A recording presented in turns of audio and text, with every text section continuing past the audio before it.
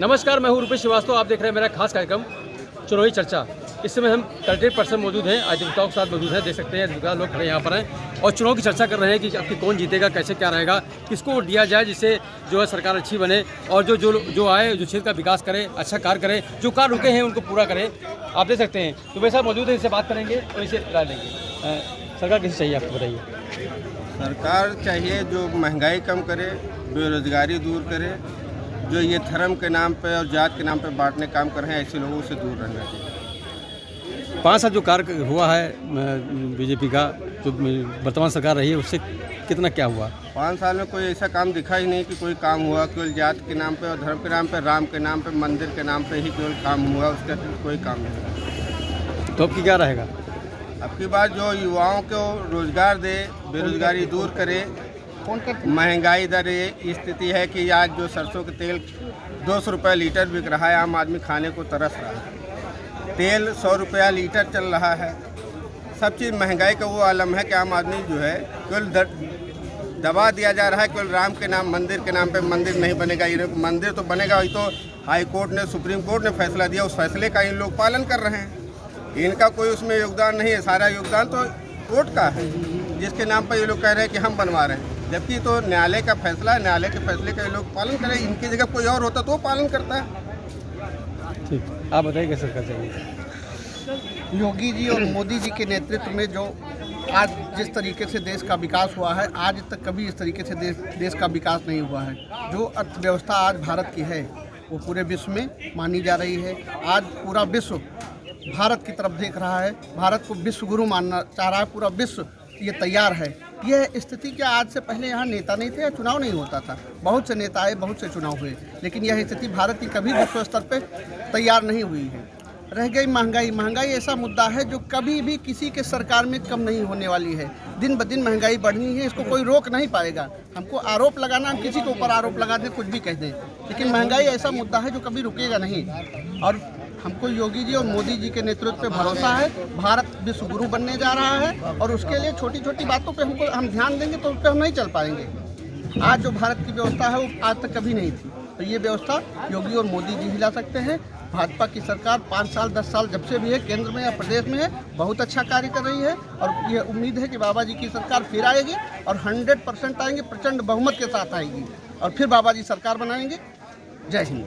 विश्व में अयोध्या अपने आप में एक धार्मिक स्थली के रूप में स्थापित हो चुकी है। भगवान श्री राम का भव्य मंदिर का निर्माण हो रहा है।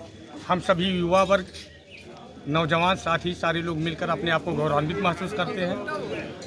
अयोध्या जिले में 5 सीटें भगवामय हैं और जहां तक रही कुछ समाजवादी विचारधारा के लोग, कुंठित मानसिकता के लोग अपनी दर्द, अपना पीड़ा व्यक्त करते हैं। मैं कहना चाहता हूं हमेशा कि भारतीय जनता पार्टी ने हमेशा लोक कल्याणकारी नीतियां, जनमानस के साथ खड़े होकर सुख दुख में हमेशा साथ देती रही है। पुनः भाजपा की सरकार बनेगी।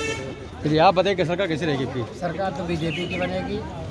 आप महंगाई की बात कर रहे हैं, जो भी कर रहे हैं, 10 पैसे का सिक्का 25 पैसे का सिक्का किसने बंद कराया? आप अगर सस्ता करना था वो सबसे पहले सिक्के इन्होंने बंद करवाए। गरीब के पास वही सिक्का होता था, 25 पैसे सिक्के वहीं से बंद कराए। तो हमको बीजेपी 5 साल विकास कार्य जो हुए कैसे हुए? बढ़िया होगा, आगे भी होगा। अब उम्मीद क्या है आगे उनसे? आगे और उम्मीद है, आगे और बढ़िया होगा। आप बताइए कैसे सरकार चाहिए आपको? प्रश्न बताइए पहले। सरकार कैसी चाहिए आपको? सरकार जिस तरह की है अच्छी सरकार चाहिए। प्रश्न आपका कोई हो तो बताइए। 5 साल में विकास कार्य हुए कैसे हुए? बहुत अच्छे विकास कार्य हुए। किसकी भी विकास कार्य के लिए समय लगता है, उसकी परिधि खींची जा चुकी है। जगह जगह विकास कार्य चल भी रहा है। चलिए, तो आपकी क्या रहेगा? बीजेपी रहेगी, प्रचंड बहुमत से रहेगी। आप बताइए सरकार कैसी चाहिए आपको? सरकार हमारे समझ से नवयुवकों की जो सरकार है ये वर्तमान समय में बहुत अच्छी है और धर्म को स्थापित कर रही है। धर्म से ही सब कुछ है, इसलिए हमें योगी जी की ही सरकार चाहिए। ऐसा क्यों? ऐसा क्यों आप हमको बता दीजिए कि इसके पहले जो भी रिश्तों की जानकारी थी, जो भी चीज़ें थी, वो हमको धर्म ने ही सिखलाया है। हमारा धर्म है तो हम हैं। ठीक, तो अब की बार योगी जी। ठीक। तो आपने सुना जिस तरह से होगी कि सरकार लोग चाह रहे हैं, कुछ लोग कह रहे हैं कि सरकार बदलनी चाहिए, कुछ लोग और मेरे साथ मौजूद उनसे बात करेंगे। सरकार किस चाहिए बताइए आपको? सरकार ऐसी चाहिए जो विकास करे और जात पात के नाम पर राजनीति नहीं होनी चाहिए। राजनीति सिर्फ विकास और विकास के नाम पर। 5 साल जो कार्य हुआ वर्तमान सरकार में, कैसा लगा आपको कार्यों का, किस हिसाब से विकास कार्य में? 5 साल में ओवरऑल इनका काम ठीक ही है। तो किस जिला निर्वाचन अधिकारी नीतीश कुमार ने विधानसभा सामान्य निर्वाचन 2022 के तहत मतदाता जागरूकता अभियान स्वीप के अंतर्गत आज कलेक्ट्रेट परिसर से गुब्बारे उड़ाकर और मतदाता जागरूकता मसाल को प्रज्वलित कर व हरी झंडी दिखाकर मसाल जुलूस को जनपद भ्रमण के लिए रवाना किया। उन्होंने बताया कि मसाल जुलूस का मुख्य उद्देश्य जनपद के मतदाताओं को मतदान दिवस यानी 27 फरवरी 2022 को अपने मताधिकार का प्रयोग करने के लिए प्रेरित करते हुए इस विधानसभा चुनाव में जनपद अयोध्या को सर्वश्रेष्ठ मतदान प्रतिशत वाला जनपद बनाना है। जिलाधिकारी ने कहा कि विधानसभा सामान्य निर्वाचन 2022 को स्वतंत्र, निष्पक्ष, पारदर्शी एवं शांतिपूर्ण ढंग से संपन्न कराने के लिए प्रशासन और पुलिस कटिबद्ध है। मतदाताओं को भयमुक्त वातावरण प्रदान करने में प्रयासरत है। मुख्य विकास अधिकारी अनीता यादव ने बताया कि आज के मसाल जुलूस को कलेक्ट्रेट परिसर से प्रारंभ करते हुए सर्किट हाउस, रोडवेज, नगर निगम, सिविल लाइन, रिकाबगंज चौराहा, हट्टी महारानी मंदिर से चौक घंटा घर पर समाप्ति हुई। इस अवसर पर अन्य जनपद स्तरीय अधिकारी एवं निर्वाचन से जुड़े अधिकारी आदि मौजूद रहे। मशाल जागरूकता का प्रतीक है और सभी हमारे मतदाता, अयोध्या के जितने मतदाता हैं, ये जागरूक हों और स्व प्रेरणा से मतदान अवश्य करें और अपनी आंतरिक चेतना से लोगों को प्रेरित भी करें, आसपास के लोगों को जो भी 18 साल से अधिक हो गए हैं। और क्योंकि हमारा जो संविधान ने एक कर्तव्य दिया है और कर्तव्य है मतदान करना, और इस कर्तव्य का निर्वहन बहुत ज़रूरी है। क्योंकि हम अधिकारों की बात करते हैं तो कर्तव्यों की बात अभी जो समय है हमारे जो नागरिकों का, वो कर्तव्य के निर्वहन का समय है और हमें प्रयास करना चाहिए अयोध्या में 100% मतदान करने का। और जो यहाँ हैं ये बिल्कुल एकदम अब स्व प्रेरणा से प्रेरित होकर मतदान करें। और हमें सभी नागरिकों से अपील करता हूँ, जिला प्रशासन की ओर से, सभी विभाग के अधिकारियों की ओर से, सभी नागरिकों की ओर से भी, कि सब 100% मतदान में प्रतिभाग करें और अपने सही प्रतिनिधि को चयन करें। इसकी शुरुआत कहाँ है, सामग्री कहाँ होगी सर? इसकी शुरुआत अभी हम लोगों ने नगर निगम क्षेत्र में भी करेंगे, ब्लॉक में भी ये मसाल जाएगी और जगह जगह स्थानों पर जाएगी और लोगों को प्रेरित करेगी। इसकी रैली की शुरुआत कहाँ से हुई, समापन कहाँ? इसकी रैली की शुरुआत यहीं से हुई है, समापन भी यहीं होगी। यहाँ पर पूर्व मंत्री व कांग्रेस के कद्दावर नेता रहे स्वर्गीय सीताराम निषाद के पुत्र दिग्विजय निषाद आज भारतीय जनता पार्टी में शामिल हो गए। अपने समर्थकों के साथ भारतीय जनता पार्टी में आज वह शामिल हुए। भाजपा कार्यालय पर आयोजित कार्यक्रम में जिलाध्यक्ष संजीव सिंह ने पार्टी का झंडा देकर उन्हें पार्टी की विधिवत सदस्यता ग्रहण कराई। बता दें कि गोसाईगंज विधानसभा में भाजपा प्रत्याशी आरती तिवारी को जिताने के लिए वह प्रचार प्रसार करेंगे। निषाद मतदाताओं को एकजुट करने का काम करेंगे दिग्विजय निषाद, क्योंकि उनके पिता स्वर्गीय सीताराम निषाद निषादों के एक बड़े नेता माने जाते थे। इसी कड़ी में तारुण क्षेत्र के बसपा के नेता राम यज्ञ अनुरागी भी आज भारतीय जनता पार्टी में शामिल हो गए। सैकड़ों समर्थकों के साथ वह भी पार्टी कार्यालय पहुंचे थे और उन्होंने भारतीय जनता पार्टी की सदस्यता ग्रहण की। उन्होंने भी आरती तिवारी की जीत को सुनिश्चित करने का यहां पर संकल्प दोहराया। में कार्य किया और आज मैं भारतीय जनता पार्टी की सदस्यता ग्रहण कर रहा हूं, इसलिए कि वहां मैंने देखा दलितों को बेचने का काम हो रहा है। केवल उनको जो है तमाम जो पदाधिकारी ठेकेदार हैं वो भ्रमित करने का कार्य कर रहे हैं। इसलिए आज बहुजन समाज पार्टी त्याग करके हम भारतीय जनता पार्टी में कार्य कर रहा हूँ। मैं ये कहना चाहता हूँ, मैं भाजपा में आके अपने घर वापसी की है और मैं चाहता हूँ समाज के लोग ज़्यादा से ज़्यादा इस पार्टी का सहयोग करें। मैं जिलाध्यक्ष जी का, मेयर साहब का, सबका धन्यवाद करता हूँ जो उन्होंने हमारा स्वागत किया। अब मैं अपने समाज के साथ, अपने हित मित्र, पूरे परिवार के साथ भाजपा पार्टी के साथ जुड़ा हूँ और उसका आगामी चुनाव में वोट के लिए अपील करता हूँ। अयोध्या जिले के राजनीतिक स्तंभ रहे राजनीतिक प्रोधा स्वर्गीय सीताराम निषाद पूर्व मंत्री के सुपुत्र दिग्विजय निषाद और उनकी पुत्रवधू रेखा रानी निषाद और बहुजन समाज पार्टी विधानसभा गोसाईगंज के सचिव रहे राम यज्ञ अनुरागी के नेतृत्व में सैकड़ों की संख्या में लोग आज भारतीय जनता पार्टी में शामिल हुए हैं। आज के इस अवसर पर राम यज्ञ अनुरागी जी का, दिग्विजय निषाद जी का और रेखा रानी निषाद जी का और उनके समर्थकों का भारतीय जनता पार्टी में हार्दिक अभिनंदन है, स्वागत है। और इनके आगमन से निश्चित तौर पर भारतीय जनता पार्टी गोसाईगंज में और पूरे अयोध्या जनपद में मजबूत होगी और आप सबकी मेहनत से और आप सबके नेतृत्व में पूरी अयोध्या जनपद की 5 विधानसभाओं में कमल खिलेगा, ऐतिहासिक जीत होगी और रिकॉर्ड कायम होगा। दिग्विजय जी आम आदमी पार्टी, दिग्विजय जी हमारे भारतीय जनता पार्टी में ही थे पहले, कुछ कारणों आम आदमी पार्टी में चले गए थे। इनकी पुनः घर वापसी हुई है। इनका अपने घर में मैं पुनः घर वापसी के इस उपलक्ष्य में आपका अभिनंदन करता हूं, स्वागत करता हूं। और राम यज्ञ अनुरागी जी बसपा छोड़कर बीकापुर के काजीसराय में स्थित मुमताज जूनियर हाई स्कूल का वार्षिकोत्सव कार्यक्रम सांस्कृतिक कार्यक्रमों की पेशकश के बाद आज संपन्न हो गया। कार्यक्रम में बतौर विशिष्ट अतिथि एडवोकेट समीम हैदर ने शिरकत की। उन्होंने कहा कि इंसानों को अंधेरे से उजाले में लाने का सही तरीका शिक्षा ही है। शिक्षा का मजहब से कोई सरोकार नहीं है। शिक्षा पत्थर रूपी इंसान को आकार देकर खूबसूरत बनाता है और अशिक्षित इंसान पूरी दुनिया के लिए घातक सिद्ध होता है। उन्होंने कहा कि दरगाह के निर्माण से ज़्यादा महत्वपूर्ण शिक्षण संस्थानों का निर्माण है। कार्यक्रम को मुख्य रूप से तुलसीराम तिवारी, ओम प्रकाश तिवारी, राम जन्म मिश्रा ने संबोधित किया। कार्यक्रम का संचालन शिक्षण संस्थान के प्रबंधक एडवोकेट मोहम्मद शोएब ने किया।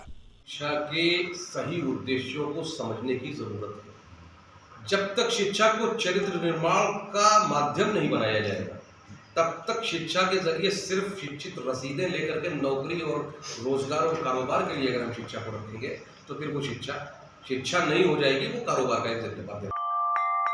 बीकापुर से आम आदमी पार्टी के प्रत्याशी सुनील कुमार श्रीवास्तव ने बीकापुर बार एसोसिएशन में पहुंचकर उन्होंने अपने लिए समर्थन मांगा। अन्य उम्मीदवारों को विधानसभा क्षेत्र में स्थित गांव के नाम गिनाने की चुनौती देते हुए उन्होंने सभी गांवों का स्मरण कराया। उनकी इस अनोखी कला से उपस्थित लोग आकर्षित दिखाई दिए और जमकर वाहवाही भी हुई। मैं एक समाज सेवी भी हूँ। डॉक्टर राजेंद्र प्रसाद विकास समिति का राष्ट्रीय अध्यक्ष और हाई कोर्ट का वरिष्ठ अधिवक्ता भी रहा। उच्च न्यायालय में 22-23 साल से वकालत कर रहा हूँ। 10 साल सरकारी वकील भी रहा। मेडिकल उत्तर प्रदेश के भी हम काउंसिल रहे। तो मेरी समाज सेवा जो मैंने अपने क्षेत्र में किया है, उस समाज सेवा के लिए मुझे उत्तर प्रदेश की सरकार, आम आदमी पार्टी की सरकार ने उत्तर प्रदेश सरकार की जो निरंकुश सरकार चल रही है उसके खिलाफ उन्होंने एक अधिवक्ता को और समाज सेवी को बीकापुर विधानसभा से समाज की सेवा करने के लिए उतारा है। आपके अंदर खूबी क्या है? क्या आप जो है कुछ बता सकते हैं क्षेत्र के बारे में जहां आप चुनाव लड़ने आए हैं? राजनीति में साधा जाता है तो केवल अपना हित। कुछ ऐसा ही नजारा यहां दिख रहा है। कभी अखिलेश यादव और साइकिल यहां हुआ करती थी। आज रुश्दी मियां के दल बदल कर देने के बाद से यहां की स्थितियां बदल गई हैं। सिटी बुलेटिन के लिए नौशाद आलम निकले रुदौली विधानसभा क्षेत्र का जायजा लेने, तो उन्हें मिले सबसे पहले रुश्दी मियां।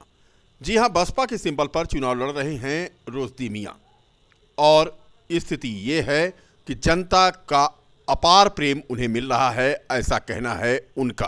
कल तक सपा के सिपाही थे, आज हाथी पर हैं सवार। देखिए, समाजवादी पार्टी की बुनियाद रखने से लेकर के और हम लोग आपके आने तक जो लोग हर दौर में बगैर प्रत्याशी देखे, बगैर उसकी जात देखे काम करने वाले लोग हैं, वो भी ये चाहते हैं कि जिस दल के लिए मेहनत की जाए उस दल के साथ जुड़े लोग पूरी निष्ठा के साथ उसका समर्थन करें। लेकिन ऐसा रुदौली में हुआ नहीं। तो समर्थन आप देख सकते हैं, हर जाति और हर वर्ग का समर्थन हम लोगों के पास है, क्योंकि हम लोगों को 25 वर्ष हो गया इस क्षेत्र में कार्य करते हुए और बुजुर्गों का 200 साल पुराना इतिहास है। किसी दौर में भी हम लोगों ने किसी को कभी सताया नहीं, किसी को परेशान नहीं किया और कभी किसी ने कोई भेदभाव नहीं किया। तो उसका पूरा फायदा हम लोगों को मिला। आनंद सेन भी लड़ रहे हैं, रामचंद्र जी भी लड़ रहे हैं। कितनी कर रही फाइट? ये तो वो दोनों आप बता सकते हैं, आपस में लड़ रहे हैं, तो मैं नहीं बता सकता कि कितनी कर गई फाइट। विकास की बात की जाए तो रुदौली में कितना विकास है? देखिए, रुदौली विधानसभा क्षेत्र में यहाँ के लोग, अब आप निकले हैं गांव-गांव आप जाएंगे, हम लोगों के कार्यकाल के बाद से यहाँ पर कोई विकास नहीं हुआ और ये हालत हो गई कि जो सड़कें हमारे द्वारा बनवाई गई थी उन सड़कों की मरम्मत तक नहीं हो पाई। कोई ऐसी सुविधा नहीं हुई जिससे इस क्षेत्र के नौजवानों को रोजगार मिलता। कोई ऐसा कार्य नहीं हुआ कि जिससे इस क्षेत्र का प्रशासन पे अंकुश लगता। प्रशासन पूरे 5 साल बेलगाम रहा, गरीबों को लूटता रहा और भारतीय जनता पार्टी के शीर्ष नेतृत्व जो हमारा इलाकाई है वो बैठ करके तमाशा देखता है। तो मैं ये समझता हूँ कि विकास के साथ साथ इस क्षेत्र का सौहार्द बनाने का भी बहुत बड़ा दायित्व हम लोगों के ऊपर है और हम लोग उस दायित्व का निर्वहन करेंगे। आखिरी क्वेश्चन ये है कि मेन मुद्दा आपका क्या है? चुनाव बसपा से आप लड़ रहे हैं, आखिरी मुद्दा जो बता दें। रुदौली विधानसभा क्षेत्र ने इस देश को और इस प्रदेश को बड़े नेतृत्व दिए हैं। हमारा मुद्दा ही ये है कि रुदौली विधानसभा क्षेत्र में स्थानीय लोगों के हाथ में इस क्षेत्र की बागडोर होनी चाहिए।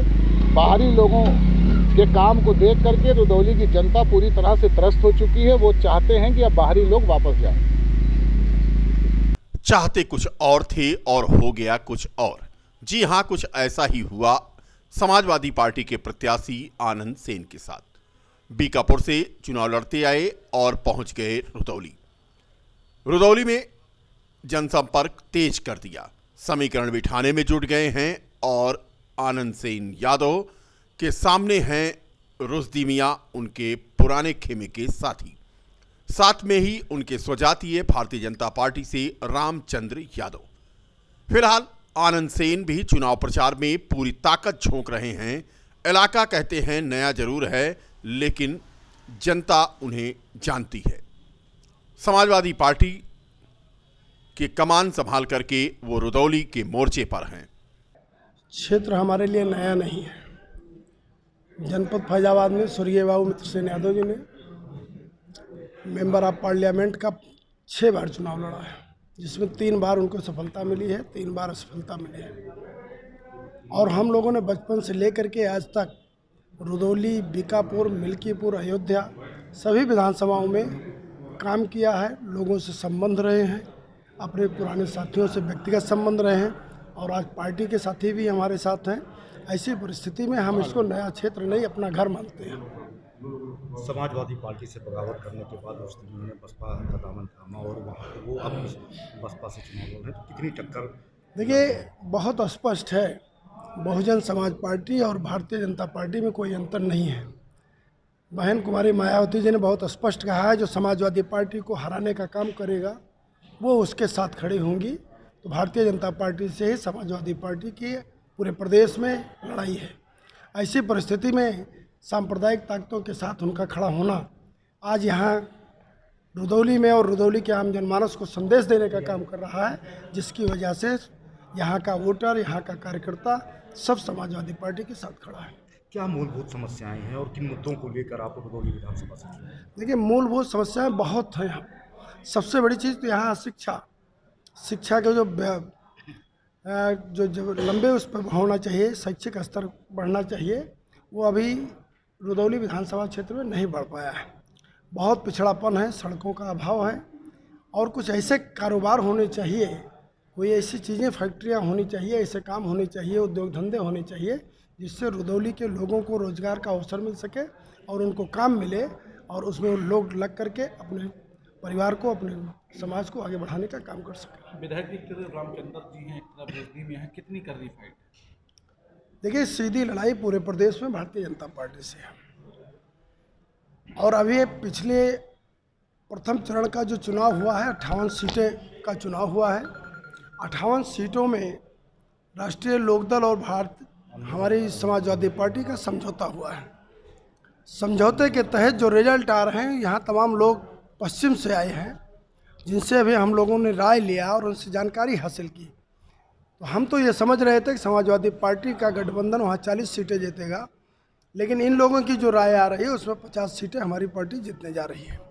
ऐसी परिस्थिति में जो पश्चिम की हवा है वो पूरब तक आएगी, पूर्वी उत्तर प्रदेश में, मध्य उत्तर प्रदेश में, पूरी तरीके से वो हवा पहुंचेगी और उसका लाभ समाजवादी पार्टी को मिलेगा। आखिरी क्वेश्चन ये कि रुदौली विधानसभा में कितना विकास भारतीय जनता पार्टी ने?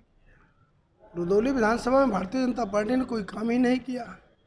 सड़कों की स्थिति देख लीजिए आप। कुछ सड़कों को जो मेन सड़कें हैं जिस पर पहले ही पैसे की स्वीकृति हुई थी, पिछली सरकार में स्वीकृति देने का काम किया गया था, वही सड़कें केवल बनी हैं। बाकी सब गड्ढा मुक्त की जगह गड्ढा युक्त हैं। कोई सड़क नहीं मिलेगी आपको जहां आप इत्मीनान से और कायदे से निकलने का काम कर सकें, आपकी गाड़ी को आराम से बैठ करके आप जा सकें। रुदौली की जनता से क्या? रुदौली की जनता, हम लोगों ने हमेशा रुदौली की जनता की खिदमत किया है। बाबूजी रहे हैं, स्वर्गीय बाबूजी, और जो नफरत की राजनीति की जा रही है आज, उस राजनीति से हम लोग रुदौली की जनता को निजात दिला करके एक सद्भावना कायम करने का काम करेंगे। यहाँ प्रेम और आपस में सौहार्द का वातावरण कायम करने का काम करेंगे। आनंद सेन यादव की पत्नी इंदु सेन यादव ने उनके प्रचार का मोर्चा संभाल रखा है। उद्घाटन का मौका था चुनाव कार्यालय का।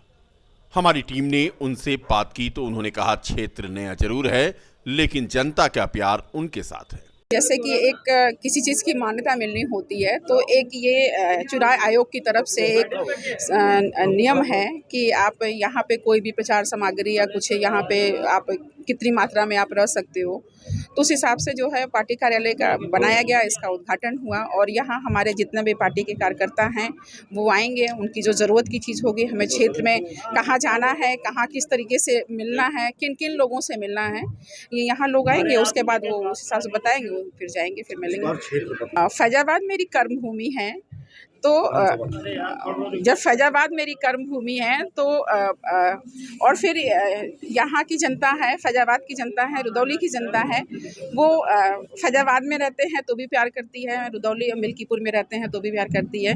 तो मैं चुनाव नहीं लड़ रही हूँ, हमारी जनता चुनाव लड़ रही है और जब तक जनता हमारी साथ देती रहेगी तो कहीं भी अदला बदली होगा, कोई फर्क नहीं पड़ने वाला है। क्या अपील करेंगे यहाँ की जनता से? जिस तरीके से ये प्यार दुलार दे रहे हैं, अप्रत्याशित प्यार दुलार इनसे मिल रहा है हमको और मैं इनके बीच में है, मुझे हाथों हाथ लिए हैं, इसके लिए मैं उनको आभार प्रकट करती हूँ, इनको धन्यवाद देती हूँ। दर्शकों को बता दें कि आज हम पहुंचे हैं रुदौली विधानसभा क्षेत्र में, रुदौली क्षेत्र के इरशाद मंजिल पर, जहां से कभी समाजवादी पार्टी के सच्चे सिपाही माने जाते थे सैयद अब्बास अली जैदी उर्फ रुश्दी मियाँ। उन्होंने समाजवादी पार्टी को छोड़ने के बाद बहुजन समाज पार्टी की सदस्यता ग्रहण कर ली और वो रुदौली विधानसभा से प्रत्याशी हैं।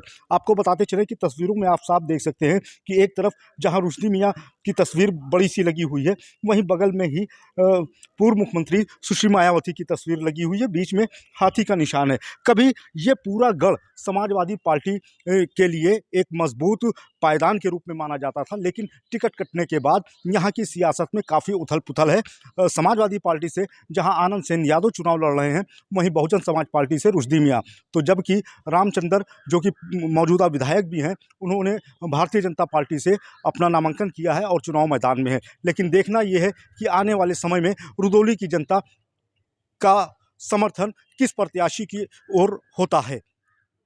Naushad Alam, city bulletin news के लिए नौशाद आलम, रुदौली से।